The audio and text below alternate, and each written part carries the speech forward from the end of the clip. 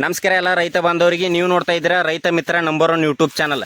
ರೈತ ಬಾಂಧವರು, ನೀವೇನಾದರೂ ನಿಮ್ಮ ತೋಟದಲ್ಲಿ ಕಬ್ಬನ್ನ ಬೆಳೀತಾ ಇದ್ರೆ ಯಾವ ರೀತಿ ಕಬ್ಬಿನ ಇಳುವರಿ ಜಾಸ್ತಿ ಮಾಡ್ಕೋಬೇಕು, ಮತ್ತೆ ಕಡಿಮೆ ಖರ್ಚಿನಲ್ಲಿ ಹೆಚ್ಚಿನ ಆದಾಯವನ್ನ ಯಾವ ರೀತಿ ಮಾಡ್ಕೋಬೇಕು, ಮತ್ತೆ ಯಾವ ಹಂತದಲ್ಲಿ ಯಾವ ಕಬ್ಬಿಗೆ ಗೊಬ್ಬರವನ್ನು ಹಾಕಬೇಕು, ಮತ್ತೆ ಮೇನ್ ಇಂಪಾರ್ಟೆಂಟ್ ಏನಪ್ಪಾ ಅಂತಂದ್ರೆ ನಮ್ಮ ಉದ್ದೇಶ ಕಡಿಮೆ ಖರ್ಚಿನಲ್ಲಿ ಹೆಚ್ಚಿನ ಆದಾಯವನ್ನ ತೆಗಿಬೇಕು, ಅದು ಕೂಡ ಜಾಸ್ತಿ ಒಂದು ರಾಸಾಯನಿಕ ಗೊಬ್ಬರವನ್ನ ಯೂಸ್ ಮಾಡದೆ ಹಾಗೇನೆ ಒಂದು ನ್ಯಾಚುರಲ್ ಆಗಿನೇ ಜಾಸ್ತಿ ಆದಾಯನ ತೆಗಿಬೇಕು ಅನ್ನೋದ್ರ ಬಗ್ಗೆ ಕಂಪ್ಲೀಟ್ ಇನ್ಫಾರ್ಮೇಶನ್ ತಿಳಿಸ್ಕೊಡ್ತಾ ಹೋಗ್ತೀನಿ.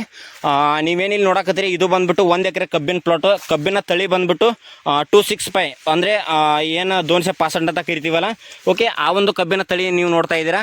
ಇದು ಬಂದ್ಬಿಟ್ಟು 1 ಎಕರೆ ಕಬ್ಬಿನ ಪ್ಲಾಟಲ್ಲಿ ನಾವು ನಾಟಿ ಮಾಡಿ ಆಲ್ರೆಡಿ ಇವಾಗ ಇದು ಕಬ್ಬು ಬಂದ್ಬಿಟ್ಟು ಯಾವಾಗಪ್ಪ ಅಂತಂದ್ರೆ ಜನವರಿ 26 ಮತ್ತು 27ನೇ ತಾರೀಕು ಕಬ್ಬು ಕಟಾವಾಗೈತಿ. ಅಂದ್ರೆ ಬರೋಬ್ಬರಿ 6 ತಿಂಗಳ ಕಬ್ಬು ಐತಿದ್ದು. ನೀವೇನಿಲ್ಲಿ ನೋಡಕತ್ತೀರಿ, ಇದು 6 ತಿಂಗಳ ಕಬ್ಬು ಐತಿದ್ದು. ನಾವು ಈ ಒಂದು ಪ್ಲಾಟಿನ ಕಂಪ್ಲೀಟ್ ಈ ಒಂದು ಕಬ್ಬಿನ ರೌದಿಯನ್ನು ತೆಗೆದುಬಿಟ್ಟಿದ್ದೀವಿ. ಯಾಕಪ್ಪ ಅಂತಂದ್ರೆ ಈ ಒಂದು ರೌದಿ ತೆಗೆಯೋದ್ರಿಂದ ರೈತ ಬಾಂಧವರಲ್ಲಿ ಯಾವೆಲ್ಲ ಕಬ್ಬಿನಲ್ಲಿ ಬದಲಾವಣೆ ಆಗುತ್ತಾ, ಮತ್ತು ಇಳುವರಿಯಲ್ಲಿ ಎಷ್ಟು ಚೇಂಜಸ್ ಆಗುತ್ತಾ, ಅಂದ್ರೆ ಎಷ್ಟು ಬದಲಾವಣೆ ಆಗುತ್ತಾ, ಮತ್ತು ಈ ರೌದಿ ಸುಲಿಯೋದ್ರಿಂದ ಏನೆಲ್ಲ ಕಬ್ಬಿಗೆ ಉಪಯೋಗ ಆಗುತ್ತೆ ಅಂತೇಳಿ ಪ್ರತಿಯೊಂದು ವಿಡಿಯೋದಲ್ಲಿ ಎಲ್ಲ ತಿಳಿಸ್ಕೊಡ್ತಾ ಹೋಗ್ತೀನಿ. ದಯವಿಟ್ಟು ವಿಡಿಯೋನ ಕೊನೆವರೆಗೂ ನೋಡಿ, ಹಾಗೆ ತಪ್ಪದೇ ಚಾನಲನ್ನು ಸಬ್ಸ್ಕ್ರೈಬ್ ಮಾಡ್ಕೊಳ್ಳಿ. ಮುಂದೆ ಬರುವಂಥ ಕಬ್ಬಿನಲ್ಲಿ ನಿಮ್ಮ ಒಂದು ಹೊಲದಲ್ಲಿ ಯಾವ ರೀತಿ ನೀವು ಜಾಸ್ತಿ ಇಳುವರಿ ತೆಗಿಬೇಕು, ಮತ್ತು ಯಾವ ಹಂತದಲ್ಲಿ ಯಾವ ಒಂದು ಗೊಬ್ಬರವನ್ನು ಹಾಕಬೇಕು ಕಬ್ಬಿಗೆ ಅನ್ನೋದ್ರ ಬಗ್ಗೆ ಪ್ರತಿಯೊಂದು ಇನ್ಫಾರ್ಮೇಷನ್ ತಿಳಿಸ್ಕೊಡ್ತಾ ಹೋಗ್ತೀನಿ. ಆದ್ದರಿಂದ ರೈತ ಬಾಂಧವರು, ದಯವಿಟ್ಟು ನಿಮ್ಮ ಹತ್ರ ಮನವಿ ಮಾಡ್ಕೋತಾ ಇದ್ದೀನಿ, ಪ್ರತಿಯೊಂದು ಕಬ್ಬಿನಲ್ಲಿ ಬರುವಂಥ ಹೆಚ್ಚಿನ ಇಳುವರಿ ತೆಗಿಬೇಕಪ್ಪ ಅಂತಂದ್ರೆ ರೈತರು ಏನೆಲ್ಲ ಮಾಡಬೇಕು ಅನ್ನೋದ್ರ ಬಗ್ಗೆ ಪ್ರತಿಯೊಂದು ತಿಳಿಸ್ಕೊಡ್ತಾ ಹೋಗ್ತೀನಿ. ಆದ್ದರಿಂದ ಸಬ್ಸ್ಕ್ರೈಬ್ ಮಾಡ್ಕೊಳ್ಳಿ. ದಯವಿಟ್ಟು ಈ ವಿಡಿಯೋ ನೋಡಿದ ಮೇಲೆ 4 ಜನ ನಿಮ್ಮ ಸ್ನೇಹಿತರಿಗೂ ಕೂಡ ಶೇರ್ ಮಾಡಿ, ಅವರಿಗೂ ಕೂಡ ಈ ವಿಡಿಯೋ ತುಂಬ ಯೂಸ್ ಆಗುತ್ತೆ. ಇವಾಗ ಒಂದೊಂದಾಗೆ ಮಾತಾಡ್ತಾ ಬರ್ತೀನಿ. ಇದು ಬಂದ್ಬಿಟ್ಟು ಜನವರಿ 26, 27ನೇ ತಾರೀಕು ಕಬ್ಬು ಕಟಾವಾಗೈತಿ. ಕಬ್ಬು ಕಟಾವು ಆದಮೇಲೆ ಇವತ್ತು ಬರೋಬ್ಬರಿ 6 ತಿಂಗಳ ಮೇಲೆ 3-4 ದಿನ ಆಗ್ತಾ ಬಂತು. 6 ತಿಂಗಳಲ್ಲಿ ಕಬ್ಬಿನ ಗ್ರೋತ್ ನೋಡ್ಬೋದು, ಯಾವ ರೀತಿ ಒಂದು ಮಸ್ತಾಗಿ ಗ್ರೋತ್ ಬಂದಿದೆ ಅಂತೇಳಿ. ಓಕೆ, ಇವಾಗ 6 ತಿಂಗಳಲ್ಲಿ ನಾವೇನಿವಾಗ ರೌದಿ ತೆಗೆದಿದ್ದೀವಿ, ಕಂಪ್ಲೀಟಾಗಿ 1 ಎಕರೆ ಪೂರ್ತಿ ರೌದಿಯನ್ನು ಈ ರೀತಿ ಕಬ್ಬಿನ ರೌದಿಯನ್ನು ತೆಗೆದಿದ್ದೀವಿ. ಓಕೆ, ತುಂಬ ಜನ ರೈತ ಬಂದವರು ಕಬ್ಬಿನ ರೌದಿ ತೆಗೆಯೋದ್ರಿಂದ ಏನೆಲ್ಲ ಬದಲಾವಣೆ ಆಗುತ್ತೆ ಅಂತೇಳಿ ತುಂಬ ಜನ ನಿಮಗೆ ಡೌಟ್ ಇರ್ಬೋದು. ನಾನೇ ತಿಳಿಸ್ಕೊಡ್ತಾ ಹೋಗ್ತೀನಿ. ನಾವೇನು ಕಬ್ಬಿನ ರೌದಿ ಸ್ಟಾರ್ಟಿಂಗ್ ತೆಗಿತಾ ಇದ್ವಲ್ಲ, ಆ ಒಂದು ಸಂದರ್ಭದಲ್ಲಿ ಕಬ್ಬು ಇಷ್ಟೊಂದು ಸ್ಟ್ರಾಂಗ್ ಆಗಿರಲಿಲ್ಲ, ಮತ್ತು ಇಷ್ಟೊಂದು ದಪ್ಪ ಇರಲಿಲ್ಲ, ಇಷ್ಟೊಂದು ಗಣಿಕೆ ಉದ್ದ ಕೂಡ ಇರಲಿಲ್ಲ. ಇವಾಗ ನೀವು ಕಂಪ್ಲೀಟಾಗಿ ಇಲ್ಲಿ ನೋಡ್ಕೋಬೋದು, ಗಣಿಕೆ ಸೈಜ್ ನೋಡ್ಬೋದು, ಬರೋಬ್ಬರಿ ಒಂದು ಚೋಟಿದೆ. ನಾವು ಕಬ್ಬಿನ ರೌದಿ ತೆಗೆಯೋದಕ್ಕಿಂತ ಮುಂಚೆ ಗಣಿಕೆ ಇಷ್ಟೊಂದು ಉದ್ದ ಕೂಡ ಇರಲಿಲ್ಲ, ಇಷ್ಟೊಂದು ಕಬ್ಬು ದಪ್ಪ ಕೂಡ ಆಗಿರಲಿಲ್ಲ. ಕಬ್ಬಿನ ರೌದಿ ತೆಗೆದ್ಮೇಲೆ ಕರೆಕ್ಟಾಗಿ ಒಂದು ಬಿಸಿಲು ಗಾಳಿ ಕಬ್ಬಿಗೆ ಡೈರೆಕ್ಟಾಗಿ ಬಡಿಯೋದ್ರಿಂದ ಕಬ್ಬಿನಲ್ಲಿ ಹೆಚ್ಚು ಒಂದು ಗ್ರೋತ್ ಬರುತ್ತೆ. ಮತ್ತು ಇನ್ನೊಂದೇನಪ್ಪ ಅಂತಂದರೆ ಕಬ್ಬಿಗೆ ಗಾಳಿ ಆಡೋದ್ರಿಂದ ಕಬ್ಬಿನಲ್ಲಿ ಸೈಜ್ ಕೂಡ ದಪ್ಪ ಆಗುತ್ತೆ, ಮತ್ತು ಉದ್ದ ಕೂಡ ಆಗುತ್ತೆ ಜಾಸ್ತಿ. ಮತ್ತು ಇನ್ನೊಂದೇನಪ್ಪ ಅಂತಂದರೆ ನೀವು ಒಂದು ಕಬ್ಬಿನ ಗದಿಯಲ್ಲಿ ಸುಮಾರು 9, 10, 11, 12 ಈ ರೀತಿ ಒಂದು ಕಬ್ಬಿನ ಮರಿಗಳ ಸಂಖ್ಯೆನ ಕಾಯ್ದುಕೊಂಡ್ರೆ ಈ ರೀತಿ ಕಬ್ಬಿನ ಗ್ರೋತ್ ನಿಮಗೆ ಕಾಣಬಹುದು. ಮತ್ತು ಈ ರೀತಿ ರೌದಿ ತೆಗೆಯೋದ್ರಿಂದ ಕಬ್ಬಿನಲ್ಲಿ ಅತಿ ಹೆಚ್ಚು ನೀವು 1 ಎಕರೆಗೆ 50 ಟನ್ನು 60 ಟನ್ ಬೆಳೀತಾ ಇದ್ರೆ, ನನ್ನ ಪ್ರಕಾರ ನೀವು ಈ ರೀತಿ ರೌದಿ ತೆಗೆಯೋದ್ರಿಂದ ಸುಮಾರು ಒಂದು 5ರಿಂದ 10 ಟನ್ವರೆಗೂ ಹೆಚ್ಚಿನ ಆದಾಯವನ್ನು ನೋಡ್ಬೋದು ನಿಮ್ಮ ಹೊಲದಲ್ಲಿ. ಇವಾಗ ನಾನು ಈ ಒಂದು ಎಕರೆ ಪ್ಲಾಟ್ ನೋಡಕತ್ತೀರಿ, ಇದು ನನ್ನ ಟಾರ್ಗೆಟ್ ಏನಪ್ಪ ಅಂತಂದ್ರೆ ನಾನು 100-120 ಟನ್ ಅಂತೂ ಟಾರ್ಗೆಟ್ ಇಟ್ಟಿಲ್ಲ. ಸೊ ನನ್ನ ಟಾರ್ಗೆಟ್ 80 ಟನ್ಗಿಂತ ಜಾಸ್ತಿ ತೆಗಿಬೇಕು, ಅದು ಕಡಿಮೆ ಖರ್ಚಿನಲ್ಲಿ. ಖರ್ಚು ಎಷ್ಟಪ್ಪ ಅಂತಂದರೆ 5ರಿಂದ 10 ಸಾವಿರಕ್ಕಿಂತ ಜಾಸ್ತಿ ಖರ್ಚು ಆಗಲೇಬಾರ್ದು. ಆ ಒಂದು ನಿಟ್ಟಿನಲ್ಲಿ 5ರಿಂದ 10 ಸಾವಿರ ಖರ್ಚು ಮಾಡಿ 80-90 ಟನ್ ಈ ಟಾರ್ಗೆಟ್ ಇಟ್ಟಿದ್ದೀನಿ. ಓಕೆ, ಅದಕ್ಕೋಸ್ಕರ ಕಬ್ಬಿನ ರೌದಿ ಕೂಡ ತೆಗೆದಿದ್ದೀವಿ. ಮತ್ತು ಇದಕ್ಕೆ ಇನ್ನೊಂದೇನಪ್ಪ ಅಂತಂದರೆ ತುಂಬ ಜನ ರೈತ ಬಾಂಧವರು ಮೇನ್ ಮಾಡುವಂಥ ತಪ್ಪು ಏನಪ್ಪ ಅಂತಂದರೆ ಕಬ್ಬು ಕಟಾವಾದ ನಂತರ ಏನು ರೌದಿ ಇರುತ್ತಲ್ಲ ಅದನ್ನು ಕಂಪ್ಲೀಟಾಗಿ ಉರಿ ಹಚ್ಚಿ ಸುಟ್ಟು ಬಿಡ್ತಾರೆ. ಸೊ ನೀವು ರೌದಿಯನ್ನು ಏನು ಸುಡ್ತಿರಲ್ಲ ರೈತ ಬಾಂಧವರು, ಅದೇ ಮೇನ್ ನೀವು ಮಾಡುವಂಥ ತಪ್ಪು. ಅದರಿಂದ ತುಂಬಾ ಇಳುವರಿಯಲ್ಲಿ ಕೂಡ ತುಂಬಾ ಕುಂಠಿತ ಆಗುತ್ತೆ. ಅಂದರೆ ಇಳುವರಿ ನೀವು ಅಂದ್ಕೊಂಡ ಹಾಗೆ ಬರಲ್ಲ, ಮತ್ತು ಕಬ್ಬು ಸುಳಿ ಬೀಳುತ್ತಾ, ಮತ್ತು ಜಾಸ್ತಿ ಕಬ್ಬಿನಲ್ಲಿ ಗ್ರೋತ್ ಕಾಣಲ್ಲ. ಯಾಕಪ್ಪ ಅಂತಂದ್ರೆ ನೀವು ಈ ಒಂದು ಬೇಸಿಗೆಯಲ್ಲಿ ನೀವು ನೋಡ್ಕೊಂಡಿರ್ಬೋದು, ಕರೆಕ್ಟಾಗಿ ಮಳೆಗಾಲ ಚಾಲುವಾಗಿ 2 ತಿಂಗಳಾದರೂ ಕೂಡ ಕರೆಕ್ಟಾಗಿ ಮಳೆನೇ ಬರ್ತಾ ಇಲ್ಲ. ಆದ್ದರಿಂದ ಬೇಸಿಗೆಯಲ್ಲಿ ಕೂಡ ತುಂಬ ಬಿಸಿಲಿರೋದ್ರಿಂದ ಕರೆಕ್ಟಾಗಿ ರೈತ ಬಾಂಧವರು ತೋಟದಲ್ಲಿ ಕಬ್ಬಿಗೆ ಒಂದು ನೀರು ಕೂಡ ಕರೆಕ್ಟಾಗಿ ಸಫಿಷಿಯೆಂಟ್ ಸಿಕ್ಕಿಲ್ಲ. ಅಂದರೆ ಬೋರ್ವೆಲ್ ಕೂಡ ಸ್ವಲ್ಪ ನೀರು ಕಡಿಮೆ ಆಗಿದೆ, ಮತ್ತು ಬಾವಿಯಲ್ಲಿ ಕೂಡ ನೀರೇ ಇಲ್ಲ. ಮತ್ತು ಈ ಕಾಲುವೆಗಳು ಅಂದರೆ ಏನಿವಾಗ ಕೆನಾಲ್ ಕೂಡ ಕರೆಕ್ಟಾಗಿ ಬಂದಿಲ್ಲ ಈ ಒಂದು ಬೇಸಿಗೆಯಲ್ಲಿ. ಆದ್ದರಿಂದ ಕಬ್ಬು ಜಾಸ್ತಿ ಒಂದು ನೀರಿನಲ್ಲಿ ತುಂಬಾ ಒಂದು ಪೆಟ್ಟು ತಿಂದವು, ಅಂದರೆ ಜಾಸ್ತಿ ನೀರು ಬಿಡೋಕೆ ಆಗ್ತಿಲ್ಲ. ಸೊ ಆ ಒಂದು ಸಂದರ್ಭದಲ್ಲಿ ನಮ್ಮ ತೋಟದಲ್ಲಿ ಕಬ್ಬು ಈ ರೀತಿ ಗ್ರೋತ್ ಬರೋಕೆ ಮೇನ್ ಕಾರಣ ಏನಪ್ಪ ಅಂತಂದ್ರೆ ಕಬ್ಬಿನ ರವದಿ ನಾವು ಯಾವುದೇ ಕಾರಣಕ್ಕೂ ಸುಟ್ಟಿಲ್ಲ. ಒಂದು ಸಾಲು ಬಿಟ್ಟು ಒಂದು ಸಾಲು ತುಂಬಿಕೊಂಡಿದ್ದೀವಿ. ಕಬ್ಬು ಕಟಾವಾದ ನಂತರ ರೈತ ಬಾಂಧವರು ದಯವಿಟ್ಟು ಕಬ್ಬಿನ ರವದಿಯನ್ನು ಸುಡಕ್ಕೆ ಹೋಗಬೇಡ್ರಿ. ಒಂದು ಸಾಲು ಬಿಟ್ಟು ಒಂದು ಸಾಲು ತುಂಬ್ಕೋರಿ. ಈ ಒಂದು ಎಕರೆದಾಗ ನೀವೇನು ರವದಿ ಬರುತ್ತಲ್ಲ ಕಬ್ಬು ಕಟಾವಾದ್ಮೇಲೆ ಇದು ಪವರ್ ಏನಂತ, ಇದು ಎಷ್ಟು ಪವರ್ಫುಲ್ ಅಂತ ನಿಮ್ಗೆ ಗೊತ್ತಾದ್ರೆ ನೀವೇ ಶಾಕ್ ಆಗ್ತೀರಿ. ಒಂದು ಎಕರೆಗೆ ನೀವು 10 ಟ್ರ್ಯಾಕ್ಟರ್ ತಿಪ್ಪೆ ಗೊಬ್ಬರ ಹಾಕಕ್ಕೆ ಎಷ್ಟು ನಿಮ್ಗೆ ಖರ್ಚು ಆಗ್ತದಪ್ಪ ಅಂತಂದ್ರೆ ಮಿನಿಮಮ್ 80,000 to 90,000 ಖರ್ಚಂತೂ ಆಗದೆ ಆಗ್ತದೆ. ಒಂದು ಟ್ರ್ಯಾಕ್ಟರ್ ನಿಮ್ಮ ತಿಪ್ಪೆ ಗೊಬ್ಬರ ಕಡಿಮೆ ಅಂದರೂ 8,000 to 9,000 7,000 ಇಷ್ಟಂತೂ ಖರ್ಚು ಆಗ್ತದೆ. ನೀವು ತುಂಬ ಜನ ರೈತರು 100ಕ್ಕಿಂತ ಜಾಸ್ತಿ ಟನ್ ಯಾರು ಕಬ್ಬನ್ನು ಬೆಳೀತಾರೆ ಅವ್ರು ಕಡಿಮೆ ಅಂದರೂ ಕೂಡ 1 ಎಕರೆಗೆ 8 to 10 ಟ್ರ್ಯಾಕ್ಟರ್ ಅಡ್ವಾನ್ಸ್ ತಿಪ್ಪೆ ಗೊಬ್ಬರನ ಹಾಕ್ತಾರೆ. ನಾವು ಇದಕ್ಕೆ ಯಾವ ತಿಪ್ಪೆ ಗೊಬ್ಬರನ ಹಾಕಿಲ್ಲ, ಏನೂ ಹಾಕಿಲ್ಲ.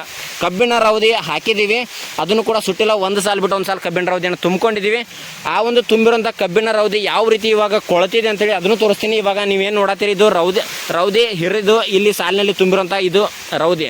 ಓಕೆ, ಇವಾಗ ಹೋದ್ಸಲಿ ಮೊನ್ನೆ ಏನು ಜನವರಿಯಲ್ಲಿ ಕಬ್ಬು ಕಟಾವಾಯ್ತಲ್ಲ ಆ ಒಂದು ಕಟಾವಾಗಿರೋಂಥ ಕಬ್ಬಿನ ರವದಿ ಯಾವ ರೀತಿ ಆಗಿದೆ ಅಂತೇಳಿ ನಾನು ಇಲ್ಲಿ ತೋರಿಸ್ತೀನಿ, ನೋಡ್ಬೋದು. ಇದು ಇವಾಗ ಈ ಒಂದು ಕಬ್ಬಿನ ರವದಿ ತೆಗೆದಿರೋಂಥ ರವದಿ. ಅದರ ಕೆಳಗೆ ಏನು ನೀವು ಇಲ್ಲಿ ನೋಡಕತ್ತಿರಲ್ಲ, ಇದು ಬಂದ್ಬಿಟ್ಟು ಕಬ್ಬು ಏನು ಜನವರಿ ಒಳಗೆ ಕಬ್ಬು ಕಟಾವಾಗೈತಲ್ಲ ಆ ಒಂದು ಸಂದರ್ಭದಲ್ಲಿ ತುಂಬಿಕೊಂಡಿರೋಂಥ ರವದಿ. ಅದು ಆಲ್ಮೋಸ್ಟ್ ಇವಾಗ ಕಾಂಪೋಸ್ಟ್ ಗೊಬ್ಬರ ಆಗಿ ರೆಡಿ ಆಗಿಬಿಟ್ಟೈತಿ. ಇದ್ರಾಗ ಎಷ್ಟು ಎರೆಹುಳ ಆಗ್ಯಾವಪ್ಪ ಅಂತಂದ್ರೆ ನೀವು ಇಲ್ಲಿ ನೋಡ್ಕೋಬೋದು.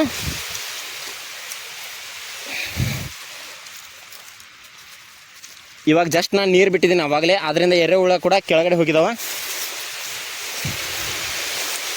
ಇಲ್ಲಿ ನೋಡ್ಬೋದು ಯಾವ ರೀತಿ ಒಂದು ಕಾಂಪೋಸ್ಟ್ ಗೊಬ್ಬರ ರೆಡಿ ಆಗೈತಪ್ಪ ಅಂತಂದ್ರೆ 1 ಎಕರೆಗೆ ನೀವು 10-12 ಟ್ರ್ಯಾಕ್ಟರ್ ಏನು ತಿಪ್ಪೆ ಗೊಬ್ಬರ ಹಾಕ್ತಿರಲ್ಲ ಅದಕ್ಕಿಂತ ಕೂಡ ಜಾಸ್ತಿ ಪವರ್ಫುಲ್ ಈ ಒಂದು ಕಬ್ಬಿನ ರವದಿಯಲ್ಲಿ ತಾಕತ್ತಿರ್ತೈತಿ.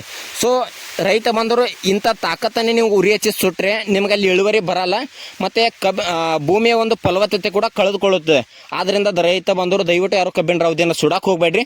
ಒಂದು ಸಾಲು ಬಿಟ್ಟು ಒಂದು ಸಾಲು ತುಂಬಿಕೊಂಡು ಈ ರೀತಿ ನೀವು ಈ ಒಂದು ರವದಿ ತುಂಬಿರೋಂಥ ಸಾಲಿಗೆ ಏನಾದರೂ ನೀರು ಹಾಸಿದ್ರೆ ಎಂಥ ಬೇಸಿಗೆ ಇದ್ದರೂ ಕೂಡ ಒಂದು ಸರಿ ನೀವು ರವದಿ ತುಂಬಿರೋಂಥ ಸಾಲಿಗೆ ನೀರು ಕೊಟ್ಟರೆ ಕಡಿಮೆ ಅಂದರೆ 20-30 ದಿನ ಅಲ್ಲಿ ಮತ್ತೆ ನೀರು ಬಿಡುವಂಥ ಅವಶ್ಯಕತೆ ಇಲ್ಲ. ಅಲ್ಲಿವರೆಗೂ ಕೂಡ ತೇವಾಂಶ ಕಬ್ಬಿನಲ್ಲಿ ಹಿಡಿದಿಟ್ಟುಕೊಂಡಿರುತ್ತೆ. ನೀವು ನೋಡ್ಬೋದು ನಮ್ಮ ಒಂದು ಕಬ್ಬಿನ ಪ್ಲಾಟ್ ಯಾವ ರೀತಿ ನೀವು ಕಾಣಕತ್ತೈತೆ ಅಂತೇಳಿ ನೀವು ಇಲ್ಲಿ ನೋಡ್ಕೋಬೋದು.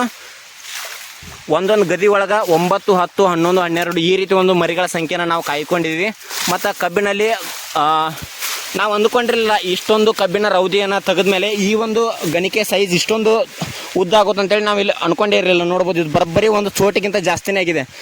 ಹತ್ತತ್ರ ಒಂದು ಗೇನ್ ಆಗಿದೆ. ಇವಾಗ ನೋಡ್ಕೋಬೋದು 2 ಗಣಿಕೆ ಸೇರಿದರೆ 1 ಫೂಟ್ಗಿಂತ ಜಾಸ್ತಿ ಆಗುತ್ತೆ. ಈ ರೀತಿ ಕಬ್ಬಿನಲ್ಲಿ ಗ್ರೋತ್ ಬಂದರೆ ಇಳುವರಿ ನಾವು ಅಂದ್ಕೊಂಡಕ್ಕಿಂತ ಜಾಸ್ತಿನೇ ಬರುತ್ತೆ ರೈತ ಬಂದವರು. ಆದ್ದರಿಂದ ಕಬ್ಬಿನಲ್ಲಿ 6 ತಿಂಗಳ ನಂತರ ನಿಮ್ಮ ಹೊಲದಲ್ಲಿ ಈ ರೀತಿ ಏನಾದರೂ ಕಬ್ಬು ಬರಬೇಕಪ್ಪ ಅಂತಂದರೆ ಕಬ್ಬು ಕಟಾವಾದ ತಕ್ಷಣ 5-6 ತಿಂಗಳಿಗೆ ಕಬ್ಬಿನ ರವದಿಯನ್ನು ಈ ರೀತಿ ನೀವು ತೆಗೆದ್ರೆ ತುಂಬಾ ಒಂದು ಒಳ್ಳೆಯ ಗ್ರೋತ್ ಸಿಗುತ್ತೆ ಮತ್ತು ಕಬ್ಬಿನಲ್ಲಿ ಕೂಡ ತುಂಬಾ ಒಂದು ದಪ್ಪ ಕೂಡ ಕಾಣುತ್ತೆ.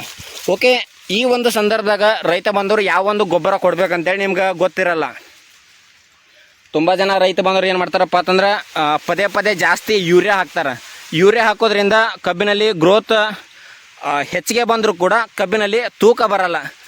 ಯೂರಿಯಾ ಎದಕ್ಕೆ ಹಾಕ್ತಾರಪ್ಪ ಅಂತಂದ್ರೆ ಜಾಸ್ತಿ ಬೇಗ ಕಬ್ಬು ಸ್ಪೀಡಾಗಿ ಚಿಗಿಲಿ, ಅಂದರೆ ಜಾಸ್ತಿ ಗ್ರೋತ್ ಬರಲಿ ಅಂತೇಳಿ ಯೂರಿಯಾ ಗೊಬ್ಬರ ಜಾಸ್ತಿ ಪದೇ ಯೂಸ್ ಮಾಡೋದ್ರಿಂದ ಅಲ್ಲಿ ಭೂಮಿ ಫಲವತ್ತತೆ ಕಳ್ಕೊಳುತ್ತೆ. ಮತ್ತು ಪದೇ ನೀವು ಜಾಸ್ತಿ ಯೂರಿಯಾ ಯೂಸ್ ಮಾಡಕತ್ತಿದ್ರಪ್ಪ ಅಂತಂದರೆ ಅಲ್ಲಿ ನಿಮ್ಮದು ತೂಕ ಕಳೆದುಕೊಳ್ಳುತ್ತೆ. ಆದ್ದರಿಂದ ರೈತ ಬಾಂಧವರು 6 ತಿಂಗಳವರೆಗೂ ಮಾತ್ರ ಯೂರಿಯಾನ ಯೂಸ್ ಮಾಡಿರಿ. 6 ತಿಂಗಳ ನಂತರ ಯಾವುದೇ ಕಾರಣಕ್ಕೂ ಕಬ್ಬಿನಲ್ಲಿ ಯೂರಿಯಾ ಯೂಸ್ ಮಾಡೋಕ್ಕೆ ಹೋಗಬೇಡ್ರಿ. ಆ ಒಂದು ಸಂದರ್ಭದಾಗ ಮೇನ್ ಬೇಕಾಗಿರೋಂಥ ಗೊಬ್ಬರ ಯಾವುದಪ್ಪ ಅಂತಂದ್ರೆ ಪೊಟ್ಯಾಶ್ ಗೊಬ್ಬರ ನೀವು ಹಾಕೋದ್ರಿಂದ ಕಬ್ಬಿನ ಗಣಿಕೆ ಗಾತ್ರ ಕೂಡ ಉದ್ದಾಗುತ್ತೆ, ಕಬ್ಬಿನ ಒಂದು ತೂಕ ಕೂಡ ಜಾಸ್ತಿ ಬರುತ್ತೆ, ಮತ್ತು ಕಬ್ಬಿನಲ್ಲಿ ಸೈಜ್ ಕೂಡ ದಪ್ಪ ಆಗುತ್ತೆ.